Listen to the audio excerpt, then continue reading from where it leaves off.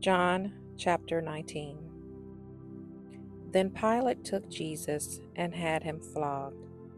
The soldiers twisted together a crown of thorns and put it on his head. They clothed him in a purple robe and went up to him again and again, saying, "Hail, King of the Jews!" And they slapped him in the face. Once more, Pilate came out and said to the Jews gathered there, "Look, I am bringing him out to you, to let you know that I find no basis for a charge against him." When Jesus came out wearing the crown of thorns and the purple robe, Pilate said to them, "Here is the man." As soon as the chief priests and their officials saw him, they shouted, "Crucify! Crucify!" But Pilate answered, "You take him and crucify him. As for me, I find no basis for a charge against him." The Jewish leaders insisted, "We have a law, and according to that law, he must die, because he claimed to be the Son of God." When Pilate heard this, he was even more afraid, and he went back inside the palace. "Where do you come from?" he asked Jesus. But Jesus gave him no answer. "Do you refuse to speak to me?" Pilate said. "Don't you realize I have power either to free you or to crucify you?" Jesus answered, "You would have no power over me if it were not given to you from above. Therefore, the one who handed me over to you is guilty of a greater sin." From then on, Pilate tried to set Jesus free, but the Jewish leaders kept shouting, "If you let this man go, you are no friend of Caesar. Anyone who claims to be a king opposes Caesar." When Pilate heard this, he brought Jesus out and sat down on the judge's seat, at a place known as the Stone Pavement, which in Aramaic is Gabbatha. It was the day of preparation of the Passover. It was about noon. "Here is your king," Pilate said to the Jews. But they shouted, "Take him away! Take him away! Crucify him!"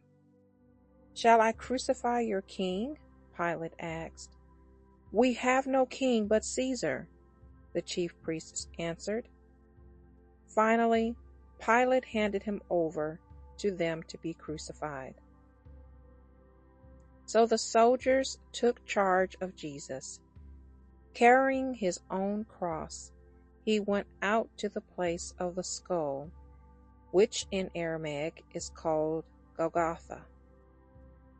There they crucified him, and with him 2 others, one on each side and Jesus in the middle. Pilate had a notice prepared and fastened to the cross. It read, "Jesus of Nazareth, the King of the Jews."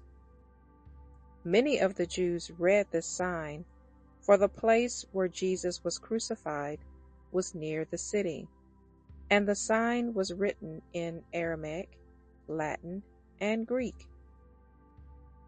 The chief priest of the Jews protested to Pilate, "Do not write the King of the Jews, but that this man claimed to be King of the Jews." Pilate answered, "What I have written, I have written." When the soldiers crucified Jesus, they took his clothes, dividing them into 4 shares, one for each of them, with the undergarment remaining. This garment was seamless, woven in one piece from top to bottom. "Let's not tear it," they said to one another. "Let's decide by lot who will get it." This happened that the scripture might be fulfilled that said, "They divided my clothes among them, and cast lots for my garment." So this is what the soldiers did. Near the cross of Jesus stood his mother's sister, Mary, the wife of Clopas, and Mary Magdalene. When Jesus saw his mother there, and the disciple whom he loved standing nearby, he said to her, "Woman, here is your son."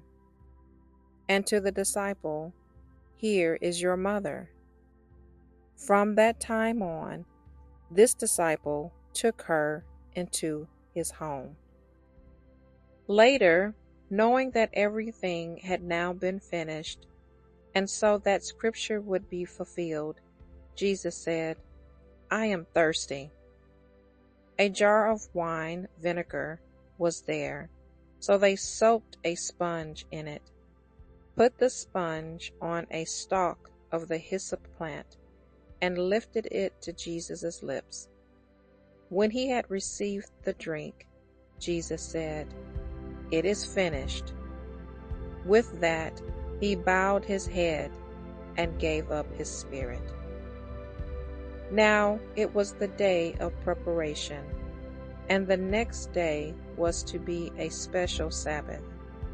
Because the Jewish leaders did not want the bodies left on the crosses during the Sabbath, they asked Pilate to have the legs broken and the bodies taken down.